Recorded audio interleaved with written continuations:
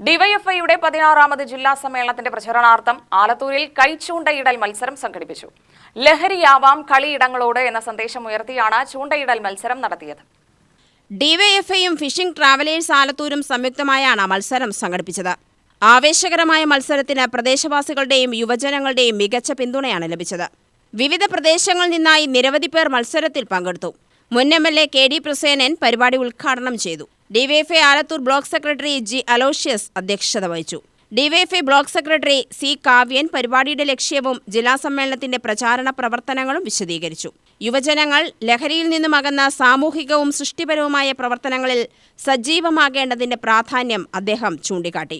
യുവജനങ്ങളെ സമൂഹ നന്മയ്ക്കായി ഒന്നിപ്പിക്കുന്ന വിവിധ പരിപാടികളുടെ ഭാഗമായാണ് കൈചൂണ്ടയിടൽ മത്സരം സംഘടിപ്പിച്ചതെന്ന് അദ്ദേഹം പറഞ്ഞു. പരിപാടിയോടനുബന്ധിച്ച് വിജയികൾക്കുള്ള സമ്മാനദാനവും നടന്നു.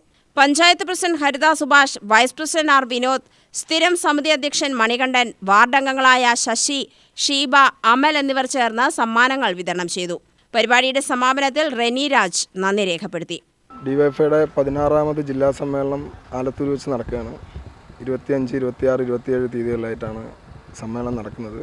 അതിനോടനുബന്ധിച്ചുകൊണ്ട് ഡിവൈഎഫ്ഐ ആലത്തൂർ ബ്ലോക്ക് കമ്മിറ്റിയും ഡിവൈഎഫ്ഐ ആലത്തൂർ മേഖലാ കമ്മിറ്റിയും അതുപോലെ തന്നെ ഫിഷിംഗ് ട്രാവലേഴ്സ് ആലത്തൂരും സംയുക്തമായിക്കൊണ്ട് ഈ മീൻപിടുത്ത മത്സരം നടത്തുകയാണ്. അപ്പോൾ മീൻപിടുത്ത മത്സരം മറ്റന്ന് രാവിലെ കെ ഡി പ്രസേനൻ, മുൻ എംഎൽഎ സഖാവ് കെ ഡി പ്രസേനൻ ഉദ്ഘാടനം ചെയ്തു.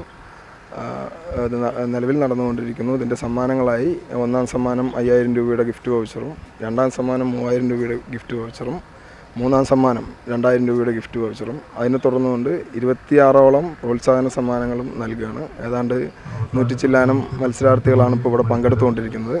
ന്യൂസ് പാലക്കാട്.